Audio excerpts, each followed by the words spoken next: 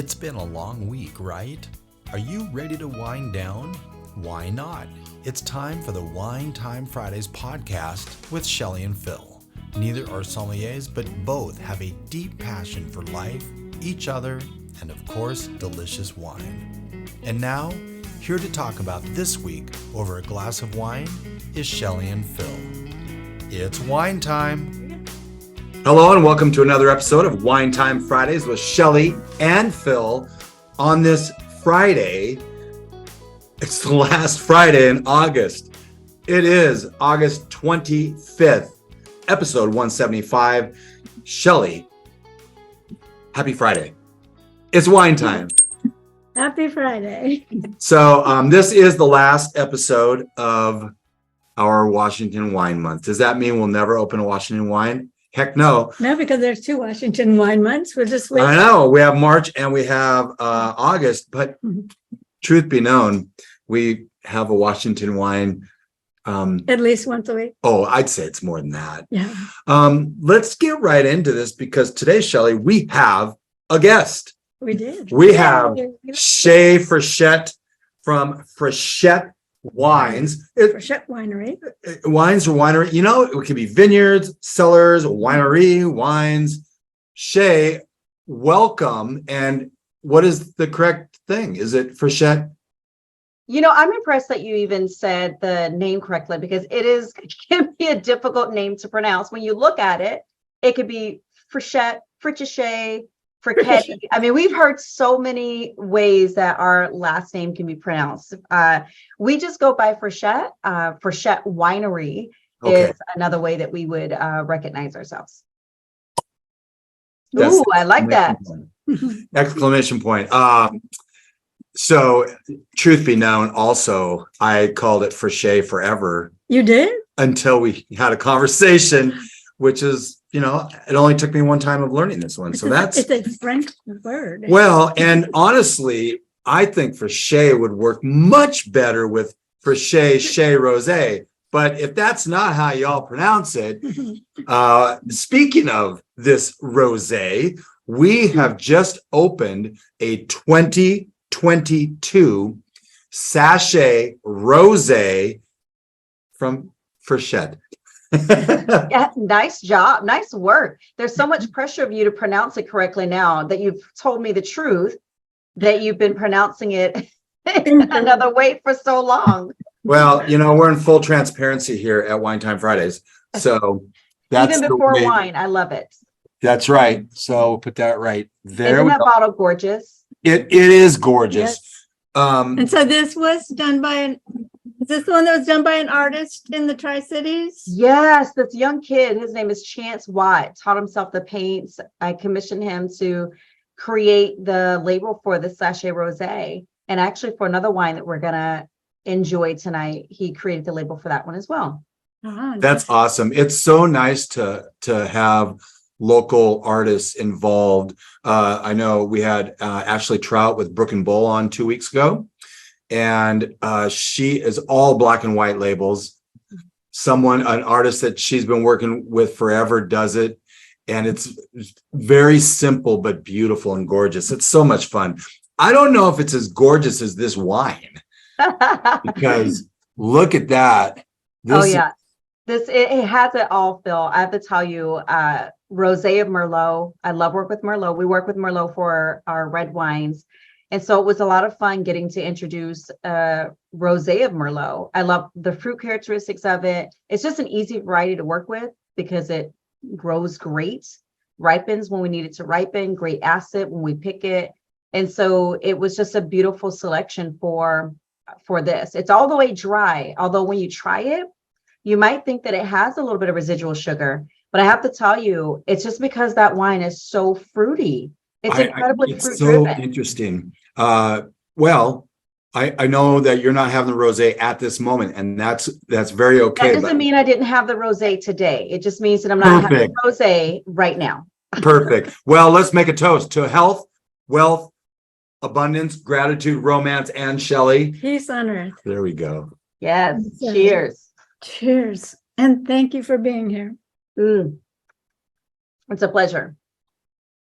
And so I saw on your Instagram, you're like hashtag rosé every season. Yes, All 5 seasons. all 5 of them. Rosé If you want to season. throw in Well- some other ones, we'll have rosé during those seasons too. Yeah, here's the deal. When you're in North Idaho, you have 2 winters. So yeah,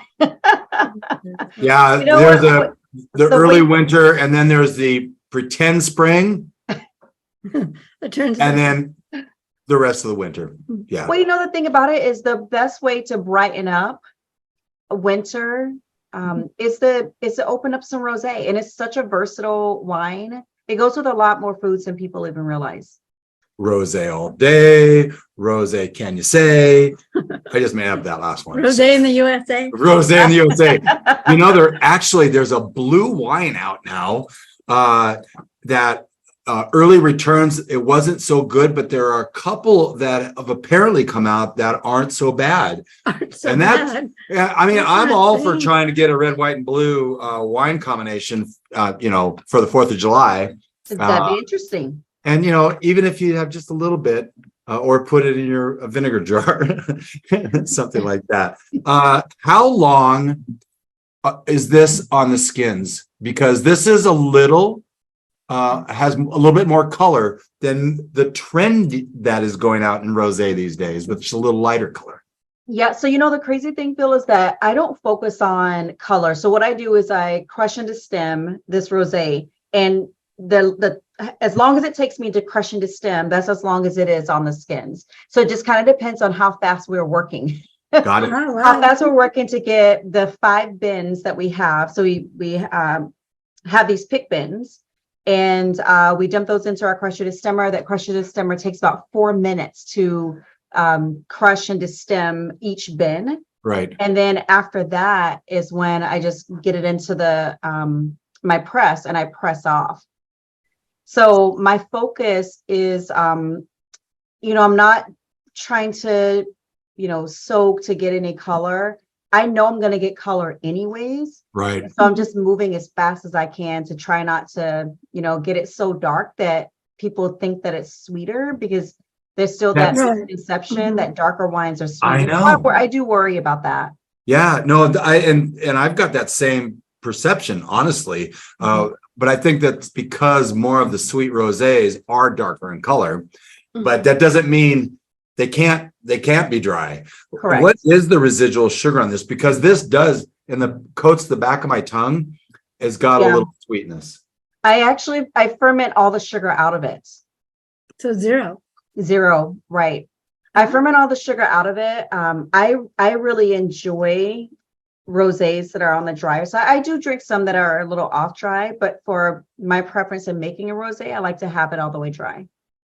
That would be bone dry and 0.0%, Yeah. which we're big fans of. This is really delicious. Definitely got some strawberries way back on the back of my tongue, but yeah, it's absolutely delicious. Mhm. Yeah, and be careful. That rosé makes you sassy. I should have told you, Shelley, I should have told you this. I think your glass is a little more full than Wow. Phil's over there, but well, yeah, I mean, There we go. Hey. She's normally yelling at me. She's like, "Oh my gosh, you poured so much." This is our only wine going in this glass tonight. So, you can have more. oh, it's so delicious. I love making it. I think it's a lot of fun. So you said sassy after a little bit of this. This is 13.2 alcohol. That's not 13.5. okay. I've got 13.2 on a note here, but 13.5 on the bottle. We may not have the same vintage notes. So Shelley has a question. No, I was just going to comment. You went to the celebration of women in wine, which inspired you to create this. Yes, And you wrote a note on the back. So I wanted to read that. please do. Yes, it's from Shae, and she says, "You are strong, you are courageous, you are fierce, you have the ability to create positive change in the world. So lift your chin, push your shoulders back, and sashay, girls, sashay." Yes, you got to add some Yeah. snaps in there, Shelley. I added the snaps for you. There you go. Thank you, Phil. I just threw my elbow out. Sometimes that happens when you have a little bit of Sashay Rosé, but you'll be fine. You'll be fine. I knew this was going to be a great conversation tonight. I'm so excited right now. To a group of women called the Blazing Divas, and we dance in parades and performances. And one of our key moves is the sachet. Oh, there we go. See, this bottle of wine was made for you and in your friends. And the divas. Yep, it was. And the divas, Yeah, the divas would probably like this wine just a little bit too much. Actually, you know what we're going to do? We're going to take a break after each of these first three that we tried. Okay. So we're going to take a quick break right now. When we come back, we are going to be punctual, I think. Let's be punctual. Let's do it with a little red wine. Punctuality is important. Let's be punctual.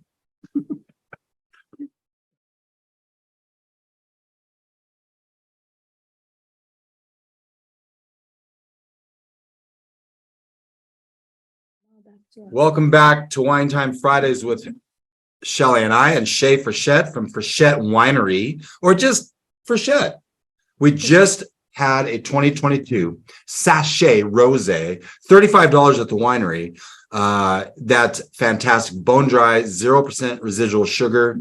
And we've got this going to hang out in the one wine glass for a few minutes while we go to a red. And I wanted to ask you, Shae, as I open this, well, what's in your glass? I actually have the Syrah. I couldn't wait. You know, we thought about it, but we always try to open the wines during the episode. So with that said, that's right. There's a interesting story behind how you ended up living where you're living. I just want to ask, what does this mean? Why is it not in my notes? It's not in my notes. It's probably in your notes. That sucker landed on heads. That sucker landed on heads. That needs to be, first of all, that needs to be your hashtag. It's a little long, but I think that you can work that into a tagline on your wine and whatnot, because that's a perfect tagline. Frichette Winery, that sucker landed on heads. I love that. You know what that does is that invokes questions like, what does that even mean? You know. And who's the sucker in it? Who are we talking about? What are we talking about? Of course. Well, in this case, right? In this case, it's a coin. So you're clear. No, I mean, that's what folks will wonder. They're going to be like, so. Oh, right. Yeah, right? Exactly. Yeah. Well, so do you want to hear that story? I do. Yeah. You know, I've stalled so much that what I'm going to do is we're going to toast this up. We have to toast each and every wine. So we're going to toast this up. It won't be a long one, though. This will be hashtag cheersing. Cheersing. We only get the long toast at the first one. Mm. Wow. Okay. I'm going to taste that in a sec. I'm literally a second. 2020 Punctual. And we will go into what's in there in a little bit. But Shae is going to tell us a little story why we taste wine. I'm going to tell you a little story. And remember the hashtag, that sucker landed on heads. So I'm from South Carolina. My husband, Greg, is from Washington State. We were living the life in California. Greg says, babe, life is good. Let's have a baby and move closer to our parents. I said, great. I'll call my parents in South Carolina and let them know we're moving there. He goes, well, no, wait. When I said we moved closer to our parents, I met my parents in Washington State. And we got in a huge argument. And then another argument, because neither one of us were giving in. And my husband just says, you know what? I'm sick of arguing. Let's leave it to fate. Let's flip a quarter. If it lands on heads, we move to Washington. If it lands on tails, we go to South Carolina. Now, we were a couple bottles of wine in, so that was a great idea. So Greg flipped the quarter and hashtag that sucker landed on heads. So I said best out of 5. And he says, no, we agree. Wherever it landed, that's where we're going to move. And then I checked to see if it was a 2-headed coin, and it wasn't. So yeah, that's how we made our way to Washington. And then as we were packing and moving, I said, you know what? Let's do something that gets us goosebumps. And we love wine. So we decided to quit our jobs in corporate training and IT and learn how to make wine. And throughout that process, or the journey of just kind of going through learning wine and the AVAs of Washington State, we fell in love with Red Mountain and wanted to make Red Mountain our home. The problem was there wasn't anything for sale. So Greg and I just went knocking on doors, begging people to sell to us. And after 4 no's, the folks who own the property we have finally said yes. So when we were looking for a name for our flagship wine, which is the Punctual, we thought we want a word that describes our journey. And we kept saying we flipped the coin at the right time. We left California at the right time. We got into wine at the right time. We knocked on the right door at the right time. So we thought Punctual, because timing is everything. So that's where that name comes from. Punctual is consistently mostly Cabernet Sauvignon with a kiss of, mostly Cabernet Franc with a kiss of Cabernet Sauvignon. We love Cabernet Franc. It's just, yeah, we love it. It's beautiful and robust on the palate. But for Punctual, since timing is everything, we want the finish of that wine to last a little longer. And that's why we add a little kiss of Cabernet Sauvignon in that blend. Just so finish. My notes are from the 2019. We have the 2020. This says 67.33. You're saying that Cab Franc is much more than 67%? Yeah, so you were in the 70s with the 2020 vintage. So check out the back of that bottle, Phil. So you see that blending bar back there? How cool is that? Oh, way over here. I love it. Oh, cool, right? It is very cool. I love it. 72.28. You There know, you go. honestly, Shae, and it's hard to do, right? Is to put as much information as you can without looking cluttered. I've never seen that ever. Nope. It's super cool, isn't it? Right there. Yeah. And so here's the cool thing too, is that every varietal we make, because we make mostly single variety wines and just a couple blends. Yeah. So all the varieties have their own color. So when we make 100% Cabernet Franc, that beautiful blue color that you see, that's what the grapes are on the front of the bottle. And that's what the bar is on the back. 14.1. Congratulations. That's a red wine that's under 15%. We do try and play the game of like having all of our wines under 15%. Occasionally you'll see one that's about 14.7, 14.8, kind of climbing up there. Greg and I, the thing about it is for our fruit, we do allow that fruit to hang because we are really chasing flavor.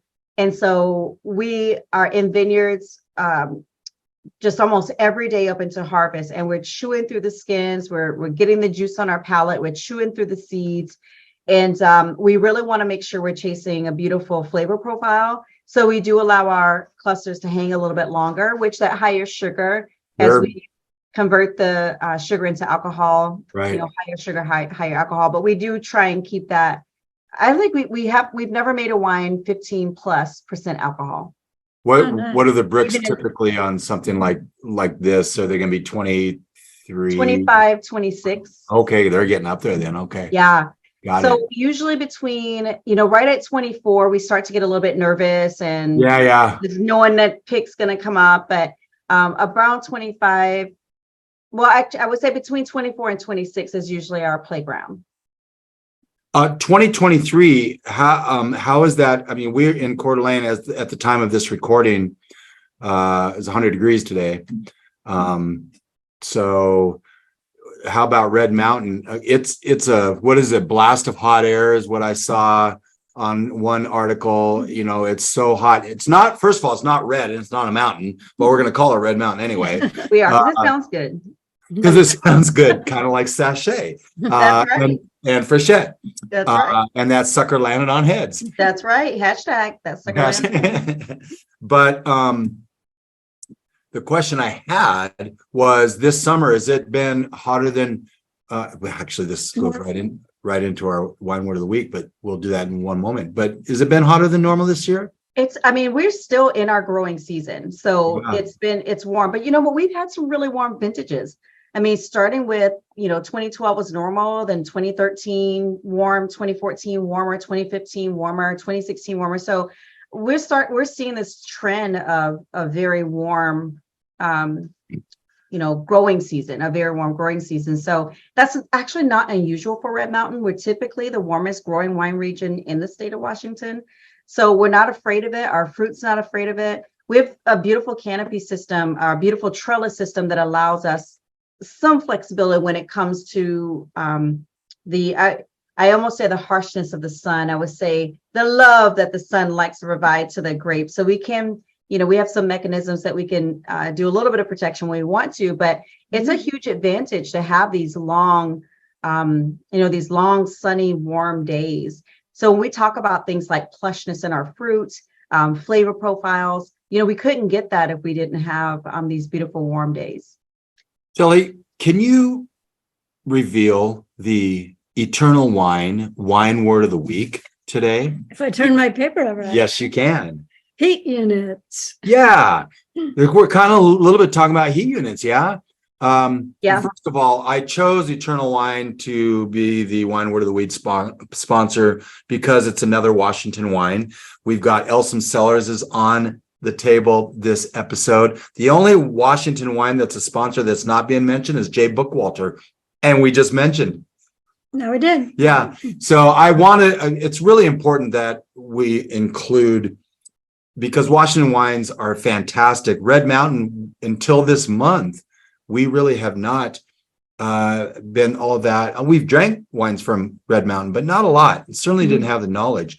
Let's talk a little bit about heat units, Shae. Can you help people understand this? Because I've got a nice little chart here about different wine regions in the world, but tell us a little bit about heat units and what that even means. Which chart are you using? Well, I used a chart from Bard. It's an AI chart. So Bard.google.com. So what I've got down is in the wine world, heat units are a measure of the amount of heat that grapes have been exposed to during the growing season. And it seems like it's a combination of things, but the table that I've got showing the average heat units for some popular wine regions, California, 3,000 to 4,000, and I think that you really need to get into the whole, like Cabernet Sauvignon typically needs around 3,000 heat units to reach full ripeness is what they're saying. Well, Pinot Noir, obviously less, 2,000. Because Charlie Hoppus talked a little bit about heat units. I'm like, that's a great word to use for the wine word of the week. We're trying to educate as well. And when we educate, we generally educate ourselves as well. So we talk heat units, and we also talk about it in the framework of growing degree days, which is what some of our viticulturalists and our vineyard managers tend to reference a little bit more. But you are talking about, what everybody would know is heat. You're talking about like what we actually feel, but in the sense of what you're getting for the area that you're in. And that can determine what can grow or what they need to ripen, as you said.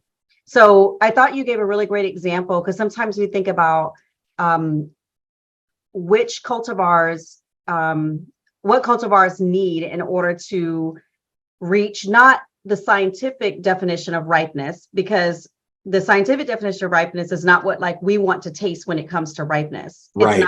It's not, it doesn't have the sugar levels or the flavor development that we want. So we look at growing degree days in terms of, you were talking about in the thousands, which I remember when I started learning about growing degree days, that didn't make sense to me. Right. Like we don't have that many days in a year. Right. So right. how does that make sense? I think Shelley and I love gardening and love getting our hands dirty, and we get really irritated that where we're living right now, we've got so many trees around, so our growing days are like 3.5 days because of we have to do container gardening and things like that. But when you're in a farm or even a vineyard such as yourself, you've got these cold, first of all, late springs or early springs or early falls and late falls and all of that stuff. And they play into, because you need how many days will you have at least 76 degrees and no more than 93? You know, all of that stuff comes into play when it comes to growing grapes, and you can taste it in the glass. Right. And that's why I was asking you the chart that you have too, because I think that if you are looking at cultivars that you are interested in and looking at what they need in order to Do well. Taste good, I guess I'm going to say taste good. Yeah. Then those are some helpful things to look at when you're just kind of looking at what growing degrees mean in reference to different wine regions. Well, and these are states and countries. So California, 3,000 to 4,000, Oregon, 2,000 to 3,000. Well, there you go. Pinot Green, Pinot Noir. Washington, 2,500 to 3,500. France is 2,000 to 2,500. Italy, 1,500 to 2,000. Spain, 1,000 to 1,500. But we're talking countries, and they're giving, these heat units that can differ from Bordeaux to Burgundy, or because they can. The thing too is like finding a chart that can go down even to the region. Right. Yeah. Right. Yeah. Now we're talking about, the true AVA and the microclimates that are within each AVA. Oh, did you just introduce another word? I did. Did you? Oh, okay. I did that on by accident. By accident. By accident, slapped. It's this dang Sashay Rosé. We talk about microclimates and mesoclimates, and macroclimates. We talk about those all the time. Yeah. So Charlie, those are some fun words. Mesoclimate. In fact, I use that as a hashtag in the introduction of that particular episode. Because those are fun. Yeah, we know about the microclimates. They really can differ on city blocks sometimes. Yeah, just these little different microclimates. It's just fascinating. Yeah, how this stuff all works. Well, when you come out to Red Mountain, what's really neat. So we will be going out to a vineyard this evening, actually, to just do bricks. We have a little refractometer we'll be popping out just to kind of get some initial numbers and starting to think about pick dates and things like that. Yeah. So what's so much fun, though, we do this with our son. So we'll walk and we'll go, oh, my gosh, it's like so much cooler here. Let's take one step back, and you can just really feel the difference. And so when you're looking at things like microclimate, you're really thinking about that climate around almost like individual vines. And so that's the thing that's so fascinating. You kind of have to feel it to really get it. How old is your son?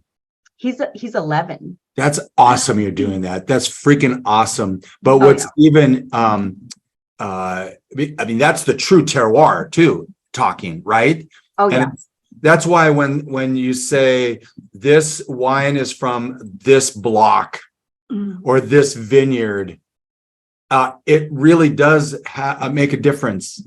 And now I don't know if I could taste that difference, but those who are in the know can. Well, maybe you can, maybe you can. I think sometimes that you know how sometimes you don't really notice something until it's pointed out.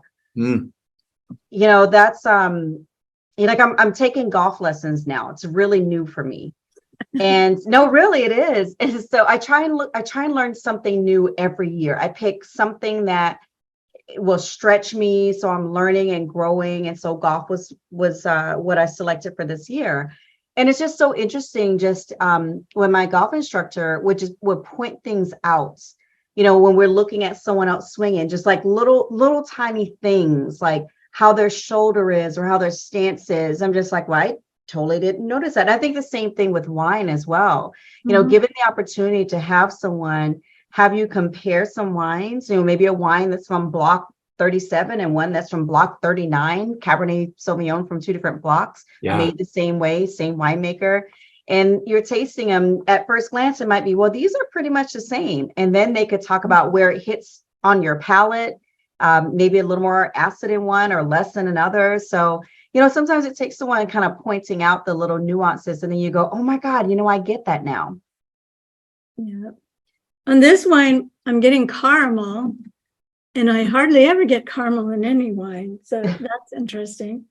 That's one of the key characteristics of some of our red wines. Greg, my husband and head winemaker here, he selects our barrel program, selects the cooperages we work with.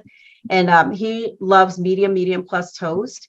And so one of the things that he loves in our wines, he's like, oh my God, the caramel and the hint of smoke and, a little bit of vanilla. So he just has characteristics that he loves to showcase in wine. So I have to credit him to just being our expert, barrel selector. Yeah. Well, So what kind of oak do you age in? French oak, American oak? So we use all French oak for our wines, but we use, in all of our wines, it's usually a third brand new, a third once used, and a third neutral. So we kind of like, how our wines play when we use that selection of barrels.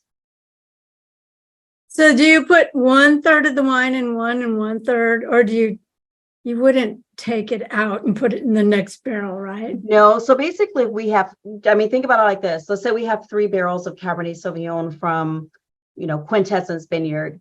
One barrel, a third of that wine would be in brand new, a third in neutral, a third in used. And then you it all blend blends those. together.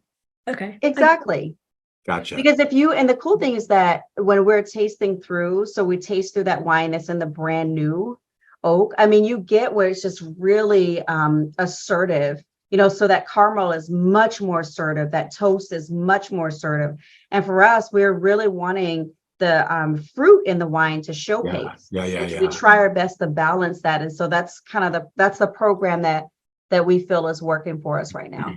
So when you blend those, the juice from the 3 different barrels, using this as the example, do you put that in a neutral barrel or stainless steel? When we blend, so we blend at about 18 to 24 months. We blend right before we bottle. Okay. And so once we blend it, then it goes into a stainless steel tank. And you're putting just that from for the tank into the bottle almost immediately. Pretty much. It goes from Yeah. tank through a cross flow filtration system and then into another tank, and then we bottle. That whole process is like 2 days work. Yeah. Wow. Because you're getting all that wine from barrel to, we rent tanks. We don't own the tanks. So we just, we rent them, bring them in, sanitize them. Then we dump all the wine from this wine that has aged for, let's call it 18 months. Sure. So now we go to blend it. So now we get to taste what the brand new once used and neutral tastes like all together. That's very fun. That's so fun. We're going to take another break. And so far we've had birdies on both of these first 2 wines. That's a golfing term. Birdie. And if you have to explain the joke, it's not funny. So when we come back, we're going to get into, I believe, either a Syrah or a Malbec. I'm not sure. Malbec, let's do it.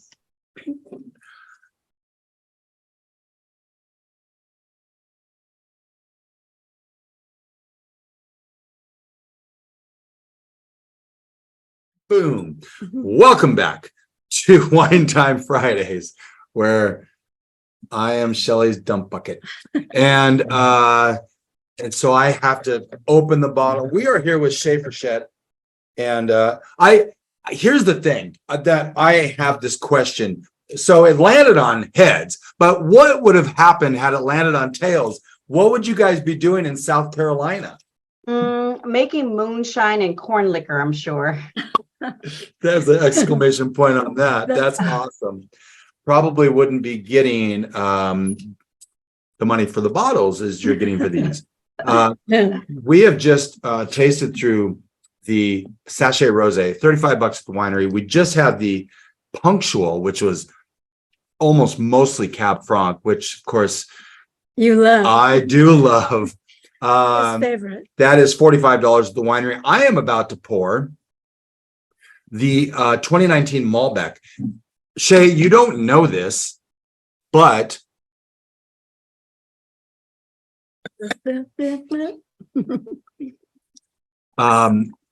besides Cab Franc, we kind of also like Carmenere, but I have been falling in love with Washington Malbec the last month and a half. So I'm not lying when I say I am super excited to try this. There we are. Well, I think there are a lot of things that we grow really well here in Washington State, a lot of cultivars.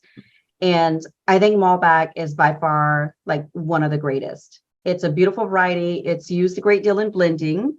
But I love seeing more and more wineries create 100% or almost 100% Malbec. It's gorgeous.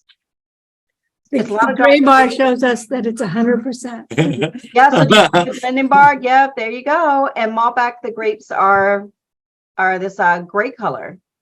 So let's hashtag cheersing. Cheersing again. And you have a Frichette glass that you're drinking out of. Don't you love this? Yes. That's beautiful. I know. Is that a Riedel glass? It is a Riedel glass, and it's huge. You can get a whole bottle of wine in this glass. Can you believe that? Look at that bowl. Wow. Yeah, I know. I only had one glass. It was just one glass. That's it. We've all seen the Betty White meme with her, hey, it's just one glass in the huge glass, right? Yes. Love Betty White. It's got to be over 25 ounces. We actually have what we call, because of Gary Vaynerchuk, the big ass glasses, and they will hold a bottle of wine. We don't put a bottle of wine in there. We only put like a half a bottle because that would be dumb to put a whole bottle in. Well, you could do 3/4 of the bottle. I mean, well, Shelley, it's a cool party trick. It is a really cool party trick to like. Shelley frowns. I believe that you could get a whole bottle of wine in this glass, and so it's I know it is. It really is, and it would aerate really well if you just poured it really hard, a hard pour. Yes, aeration in there. Oh yeah, love it. So this is also delicious. It is, but I feel it's time to talk about how your wines are packed. Oh. Like how we packed the Malbec for you. Well, the entire package. Yeah. The entire box. From your nutty employee. Yeah. I've got little love notes. We do have a nut on our team. You do have a nut. And I'm going to show the people on YouTube watching this. Packed with Zest by Kathy. And then this wine is happy to see you. And then cheers.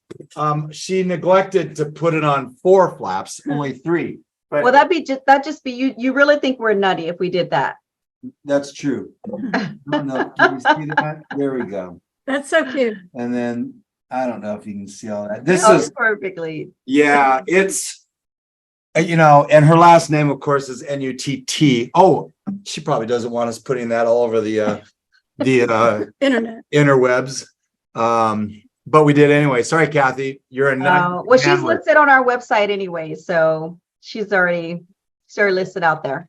You are full of fun terms like edutainer. Wine edutainer. Wine edutainer. There's another one I had. Flights and light bites. That's your tasting room. Open noon to 5 daily, I might say. We have a sponsor, Coeur d'Alene Fresh, and Marla, instead of bartenders behind the bar, they're wine tenders. I love those little play on words. Yeah. And so fun. Yeah. And sometimes they better describe like really what you do and what your guests can expect. Because like with edutainment, with our wine edutainers, I mean, we are there to educate you, but we make it fun. Most of our guests don't even know that we're educating them because it's so much fun. And they walk out going, wow, that was a great experience. And they go to the next winery just knowing so much more about Red Mountain and about wine. So we do. Can we just say, if you're not enjoying what you're doing, then find something else. I mean, and in wine, the world of wine, that niche, man, it is there for the taking. You can have all sorts of fun. And we have noticed when we're in tasting rooms, there are just a lot of fun people. Yes, you do get the occasional person that says, oh, this is Malbec. I hate Malbec. All Malbecs I hate. It's like, go down to the next winery and say that. We don't want to. Well, Phil, so here's something that's been a lot of fun for us. Speaking of like folks that hate certain varieties. So we have this mystery wine flight. And we give you this flight of wine. It just says 1, 2, and 3 on the foot of the glass. And Love our it. guests have to, make an educated guess on which one is the Malbec, which is the Carmenere, which is the Cabernet Sauvignon. And I love that we have this mystery wine flight. Yeah. Because before we reveal the answers to them, we'll ask them, well, which was your favorite? Which one did you absolutely love? 99.9% of the time, they say they love all three. But we really push them to go like, but which one just danced on your palate? Yeah. The one that you went, ooh. And they choose it. And most of the time, it's not what they thought it was. And I love that we do this because I think people do go in sometimes with preconceived notions. So if I say, oh, here's a Malbec, and they normally hate Malbec, then they go into that wine with that experience. And so we've been able to have folks just kind of open their minds, exactly what you just said. If you don't like Malbec one place, still give it a try someplace else. You might discover that, you like it from another region or another, winemaking style. Isn't So, that being like open the, to wine is all about what it is. Judgment of Paris, when the French judges were tasting these wines and saying, well, that's definitely a Bordeaux. And this is definitely a white Burgundy. And they were so wrong. And these are judges that are not only arrogant, but they do have knowledge, but maybe not as much knowledge as they thought. Because, at the time, that was introducing the world to California wines, which then ushered them up north into Washington wines and Oregon wines. And by the way, Idaho wines that you're making great wines. Yeah. So you lived in Southern California, both of you and your husband. Where did you live? We lived in LA for a little bit, then Huntington Beach, and then last Aliso Viejo. Oh, okay. I'm from Orange County. Oh, no kidding. Where? Well, I grew up in Huntington Beach area, and then I lived in York. Westminster, right? Is that Huntington Beach area? Mm-hmm. I was like right next door to Huntington Beach. We get to go to her 25th my high school 50th high school reunion is next month. Sweet, awesome. I love how you guys are so different on numbers. So it feels like 25th, and you're like, I was trying to remember between 20 and 25. Because I stopped counting. Awesome. I stopped counting my age at 49. Yeah. Because that's what Jack Benny did. He was always 49. There you go. Well, so, I don't, if you guys, I have this great wine suitcase. I take it with me everywhere. And so going down to Westminster has like little Saigon. And so you get just beautiful, beautiful food, lots of Asian inspired food in the area. Taking down something like that Sashay Rosé or some of our beautiful white wines from anywhere in the States will be just, you would thank me if you take our wines down with you, so that as you have beautiful food out of Westminster, you'll have some really neat wines to pair with it. Yeah. That's so fun. And by the way, that rosé, that rosé would be killer paired with, that food. Oh gosh, yeah. And I'm speaking from experience. Yeah, speaking from experience. Tell us a little bit about the Malbec. So this Malbec, 100%, as you can see on the label, it's made from Malbec from two different vineyards. Those vineyards aren't that far apart. They're two vineyards on Red Mountain. Fun to say. The first vineyard is called Quintessence Vineyard. Quintessence is pretty large vineyard. It's mostly planted to Cabernet Sauvignon, but they do have a block of Malbec that we love getting fruit from. And then there's a second vineyard we use for this Malbec called Scootney Flats. I said Scootney Flats, not Scooby Snacks. People think I'm always Scooby Snacks. I'm looking right here, Scootney Flats. Scootney Flats. Although we would say these are Scooby Snacks. Let's just be honest. Scooby Snacks. But they're two fantastic vineyards. We get other varieties from both those vineyards. And the Malbec, we could do a Scootney Flats Vineyard Malbec and a Quintessence Vineyard Malbec, but we choose to blend those two vineyards together. I think the tannin from both those sites work really well. Quintessence is a little more rugged, where Scootney is a little more elegant. And so from a tannin standpoint, so blending those together just makes a perfect match for us.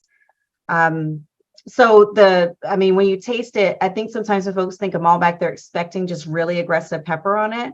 This one actually is a pleasant surprise where it's way more fruit forward. I love like the plush blackberry, dark cherry on it. Pepper shows up a little bit on the finish of that wine. You kind of have to look for it, but I love that the fruit kind of really drives the direction for the wine.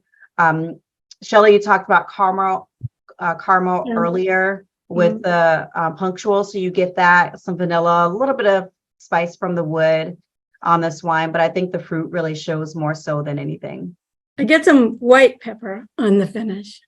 Yes. And it comes, and that's what I love. The thing that's so interesting about it is I think sometimes the folks first put this Malbec in their mouth, they're thinking spice and they just get like, ooh, but you're right, that pepper shows up on the finish of the wine.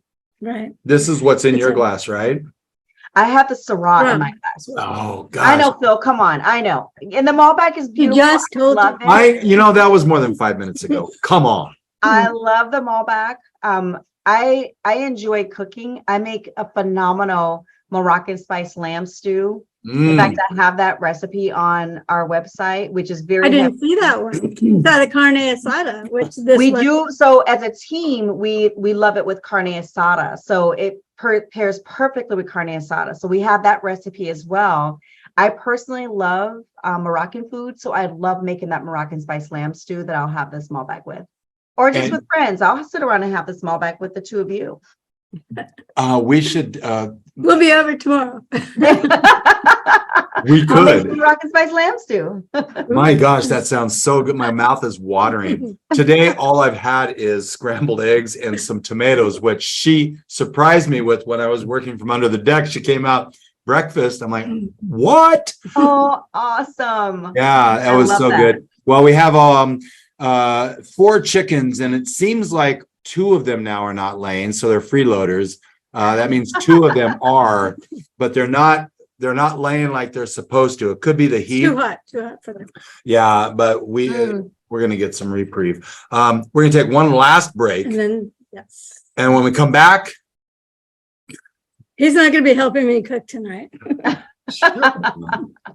I help much better this way. When we come back, we're gonna do that Syrah. Let's do it. Hey.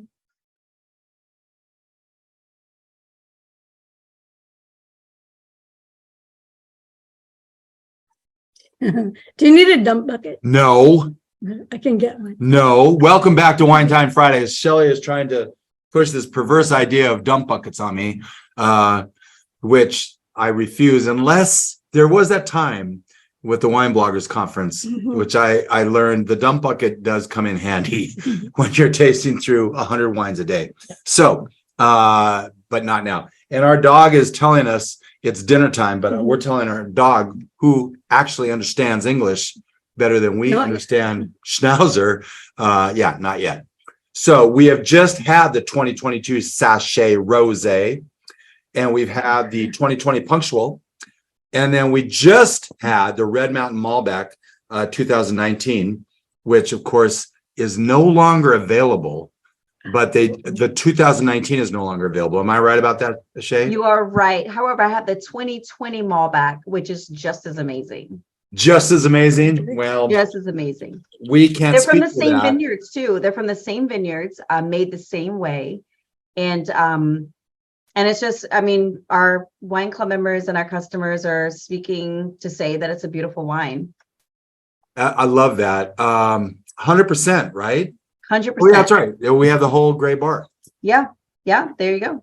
Okay, so this is the 2021 Sashay Reserve Syrah. I want everybody that is watching this on YouTube to take a peek at the label, because you will see some similarities to, there we go, the artwork behind Shae. Oh, yeah. It is so gorgeous. I tell you, like, I get goosebumps when I see that. This young artist that had the ability to take something that I'm describing and put that on canvas is just, beyond what I could have imagined in my wildest dreams for what I would expect of a label.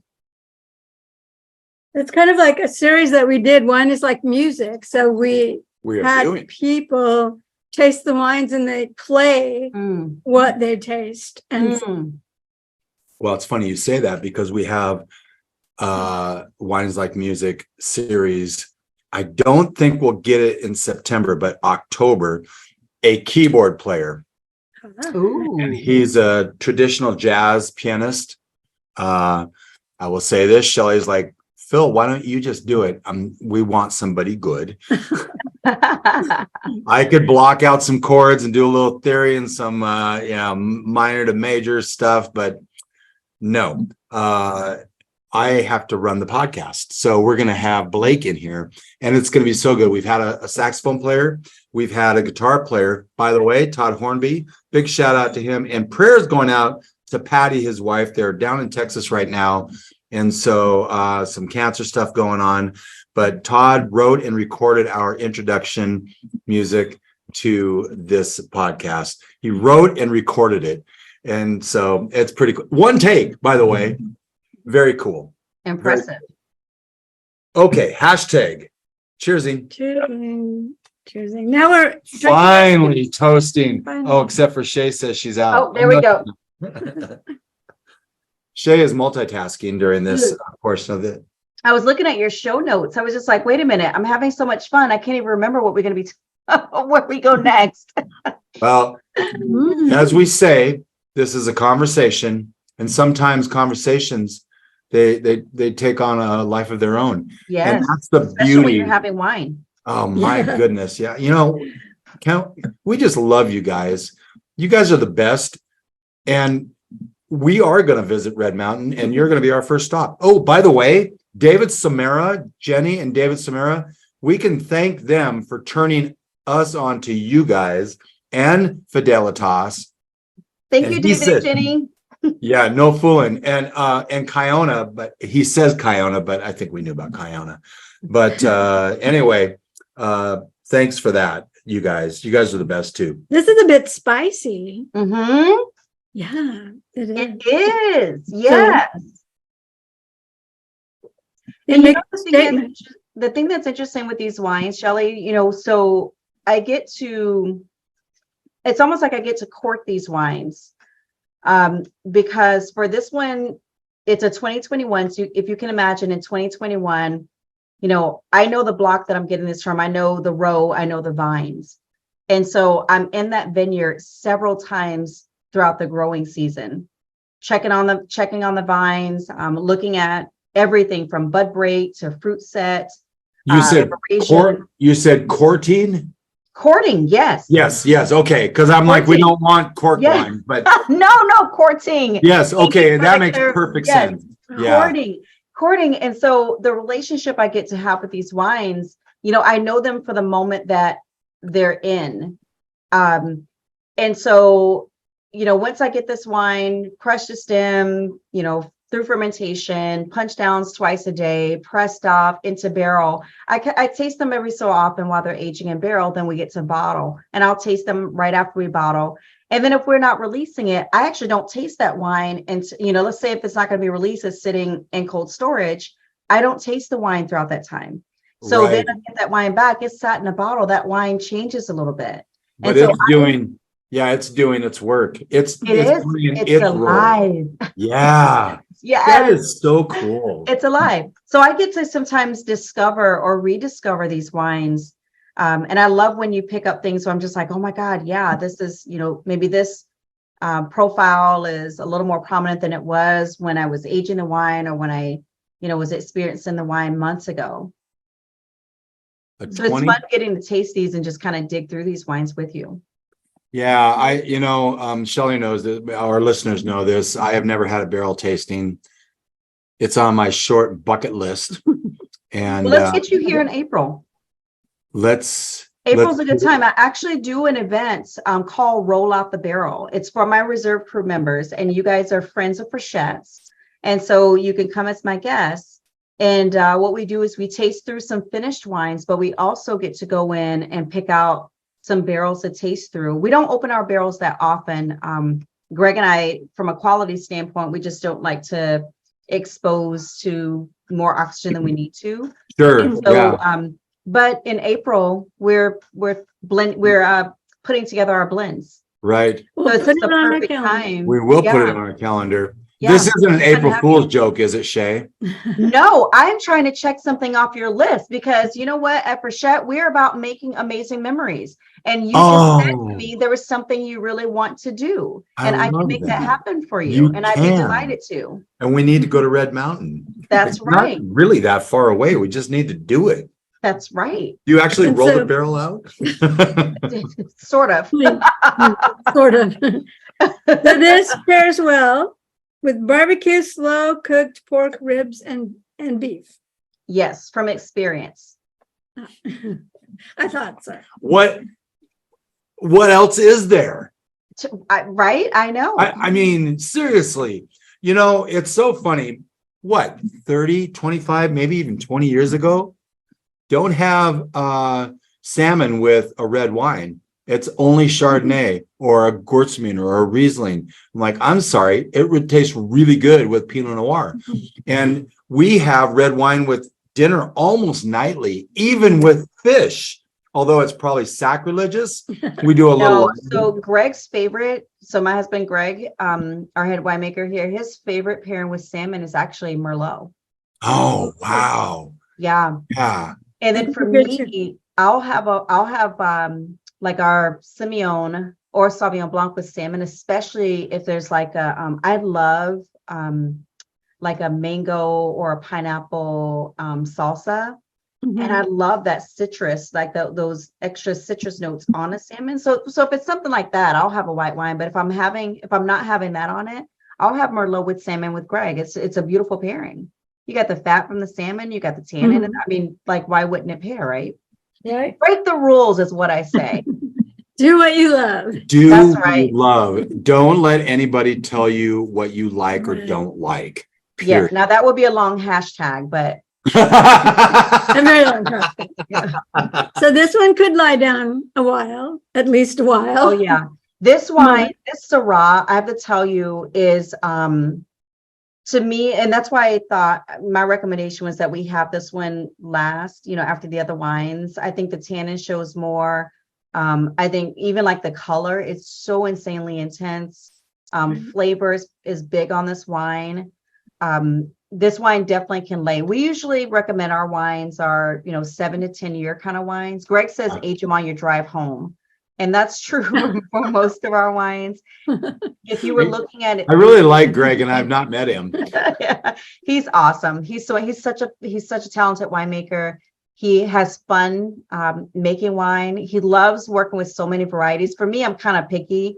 I love Syrah and Petit Verdot are the two that I love working with the most. It's because of instant gratification. I mean, like I see extraction from color faster than I do the other varieties. So, I mean, that's a great combination you two have. One has got a little bit more of the long game going, and one is like hell no. You're right. Harvest is hard. I need to see something. I mean, it's hard. It's long days. You just kind of eat what you can and try not to, like hurt each other's feelings. They're long days. They're to have some wins. We love that. Yeah, being in business with your significant other is not for the weak. That should be your next podcast episode. Well, it's every podcast, to be honest, Shae. I just want to get through the podcast without Shelley going, really? Well, she is so loving about it. She's like, hurry up, let's wrap it up. So loving. So she has a soft voice, but she carries some weight.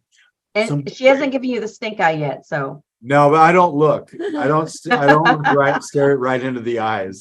Although I don't want to make too much fun of Shelley right now, because tomorrow is celebration of life for Shelley's mom and your brother. Yep. And so we are going to be. That's why we're going to Canada. Yeah. So catching up from 2020 and all that. Oh yeah. So your mom and your brother, should we do a raise the glass to them? I think so. Yes. Yeah. Now her brother couldn't have wine, but loved his non-alcoholic beer. Yeah. Well, there you go. Well, still, it's worth raising a glass to celebrate them and the beautiful life that they were. To Garry and Hilda. With you. There you go. Thank you. we actually haven't talked too much about this on our podcast, but Hilda lived with us for 12 years. 12 years. It seemed like No, I 12 think years. it was 1 year. Okay, 1 year. You got to pay for that later, Phil. Oh, no. No. I think this one's a freebie. I understand. Yeah.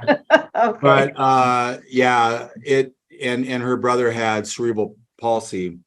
And so it was not an easy time for him or whatever, but we'd go visit him, and he had more character Mhm. and a sense of humor than anybody that I know apart from Shae. And I will say I would tell a joke where Shelley would roll her eyes and Garry would like really like it. So Oh. I loved Garry because he laughed at my stupid jokes. So Maybe Garry was laughing at you.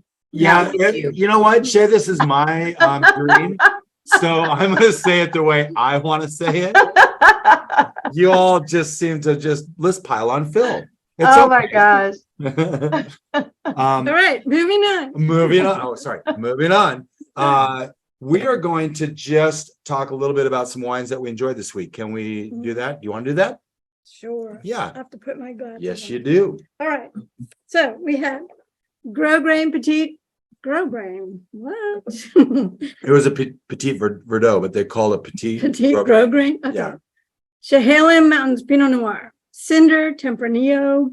Bodegas Alvia Mileto Single Vineyards Tempranillo. Easy for you to say. J. Bookwalters Readers Merlot.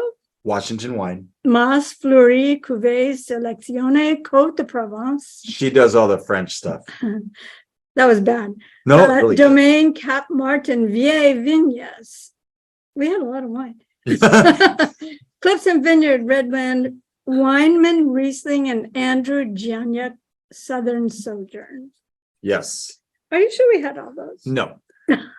Keep in mind We're just mentioning. we've been doing some recording, and so these are wines that made it onto this episode. Yeah, because we had back-to-back recording with Charlie Hoppus Mhm, and Ashley Trout. mhm. And so check those episodes out, because these are some amazing producers of Washington wine. Lucy agrees with me. We start out, I know, Fidelitas. Yeah. We had Brook and Bowl from Walla Walla. We did Kiona. And doing the research on all this, I'm like, how are we getting these people? And now we have Shae Frichette that puts a bow on this entire month, but we're not done drinking Washington wine. In No. fact, we have it on record that Shae has invited us to Red Mountain in April. Yes. Very excited about that. Some things coming up in the future. Next Friday is National Chianti Day. Now, if you want Frichette to have a Chianti, you're going to be sorely disappointed, but they might have a Sangiovese. Chianti I comes. No, No. that we love. In fact, I'll tell you what we're going to do next week is we're going to have another series that we do is Old World versus New World. So I'm going to combine them. We're going to do National Chianti Day, having a Chianti Classico we're trying to get a Koenig Sangiovese, proving to be a little bit of a challenge, but we're going to do it. Well, that could be. That's actually happening next Friday. International Grenache Day is the 15th, or always the third Friday in September. Shelley, Shae, Orange Wine Day. Shae, do you like yourself an orange wine? I actually haven't had many orange wines. Yeah, we've only had a couple, and they've been pretty stinking good. Yeah, I'm wondering if it's like if it's kind of coming back around, because orange wine is basically a white wine that soaks you have juice skin contact, and so you get the color. And you don't really see a lot of that on shelves. No. So No. it's not that easy to find orange wine. I think more and more we're going to see, we'll see more of them. So I'm excited about that. Yeah, I mean, it's almost like a rosé of sorts, but the wine is a little So orange. it's Eternal who has an orange wine. Eternal does have an orange wine. We got to mention And they're in the Washington Incubator Program. That's right, in Walla Walla. Yeah. Pinotage Day, always the second Saturday in October. And Shae, I believe you may know Chris Barkman. Yes. we're having Kelly and Chris Sparkman on. I believe we're going to have them on the 15th of September, still ironing out the actual day. Oh, But we wow. love Sparkman wines, and Chris and I go way back to when he managed a restaurant in Seattle, and I was just a slummy guy there. Yeah. Well, they should be in a harvest. So that'd be really cool if you can have him on. Yeah, it was so funny because he's like, can we have my wife on? Because she's half of me. Yeah, absolutely. So I'm like, that's what I said. This is what I said, and this is actually, we love having women winemakers and women that are in the wine industry on. When we had Ashley Trout, she said 14% of the winemakers are women. Oh, that's gone up. It used to be 7% in our state. So yeah, that's some great. No, it is good progress. It's great progress. By the way, Ashley just won an award. Really? Yeah. What was it? Yeah, she won the Emerging Leaders Award that the good for Washington her. Wine. So it's an industry award. So she was just awarded that during Washington Wine Month. Awesome. Yeah, That's this has been such a blessing for us to get to meet you guys. It's just fun. It's just really fun. Again, not sure. Shelley, we work in the same house and we text back and forth, and she's like, man, we're on the cutting edge. And I'm like, I don't know if we're on the cutting edge, but I don't know how we're getting these people. But I think a part of it is that we're genuine and transparent. Now he's bragging. No, I'm not. Keep going. Bragging, Keep going. if it's a fact. Shelley, he's talking about you too. So Yes, I am. It's mostly her, by the way. But we really are trying to feature and showcase and highlight and spotlight these wineries. And this is a different set of ears that you're getting in front of, and on YouTube, different set of eyes. So it's good. That's that. Remember, we have a wine day calendar on our website now. Mhm. So finally, we don't have to, anybody who wants to know can do that. What to expect next week? We are going to open a Chianti or two, and it will be our very first Wine Time Fridays charity sips, a toast to good deeds. We're doing that. It's in writing. Who will we spotlight? You'll have to tune in to find out. Shae Frichette. It turned up heads, and we're so happy it did. Thank you. I hope you are happy that it turned out. I am. We love it. It's a family. It's family business. Jaden, our 11-year-old, is thriving, learning how to push all the buttons on our auger and our press and our pumps. He's just, that to me is the that really brings me joy. Not only that Greg and I enjoy making wine, I think you can taste the love and the care that we put into the wine, but that our son Jaden is just right there with us learning, and hopefully he'll want to be a winemaker. I mean, wouldn't it be surprising, Phil and Shelley, if we do this podcast in 10 years, because at 10 years he'll be 21, so 10 years and he's an engineer. He was nothing to do with wine. Well, that is a roll of the dice, but it is up to our kids to choose their own occupation. But But if he's already interested, that's it's a great sign, and it's part of what you're surrounding him with. But I like to say it's almost like bowling with the gutter guards up, right? You say, go on, honey, and bowl, and you put these gutter guards up so the ball's going down this way. Oh my God. Well, I have to tell you what we do with Jaden. I look for advice from other generation, like second, third generation winemakers. And so my girlfriend, Megan Hughes over at Barnard Griffin, when Jaden was really young, she was like, well, pay him in M&Ms, like have him do things that he can do that are age appropriate at the winery and pay him in M&Ms. So that's what we did. And then I look over at Kiona, where you have JJ and Tyler, who are third generation in the business. And that's what they say too, is just keep them involved. And so that's what we're doing. So advice from the folks whose family started the winery and now they're in the winery too. So I think that'll work. And it's funny you mentioned Jane to be your future winemaker for Frichette. Sure. You heard it here first. JJ on a podcast episode that I listened to doing research said he's actually been an employee, not an employee, but a worker since 7 years old. And he's only been employed for, less than a year. But it was that, I mean, when you don't know anything different. And by the way, in Europe, they're having wine at lunch. There's very little abuse. Kids are involved. It's not a stigma. I think part of the problem is there's a stigma for kids because they're underage. My dad let me have a beer when I was young, but he said, here, have a taste. I'm like, this is disgusting. Why do you drink this? And part of it was because it was Rhinelander or Rainier. Shae, if you know anything about Washington, that is a really hideous beer. But the other is like Coors. And well, it's probably even worse. But the part of it is it's removing the stigma. So when you're going to have a good beer now, it's a micro beer and not a macro. Shelley doesn't drink any beer. But But Shelley drinks wine, so she's friends with me. Boom. That's right. Well, thank you, Shae, very much. Thank you. This lineup is fantastic, and we really appreciate it. And we will see you in April in real life. That would be IRL. IRL. Hashtag IRL. I like the way your voice inflections go. Hashtag. You can do it too, Phil. I'm getting there. With a little bit of knowledge, wine becomes a lot less overwhelming. Thank you to our sponsors, Elsum Cellars, The Culinary Stone, 7 Cellars, and I already said with a little bit of knowledge. And have a great weekend. Thanks for being here. We'll see you next week with some Chianti and Sangiovese. Thank you for spending part of your day to wind down with Shelley and Phil.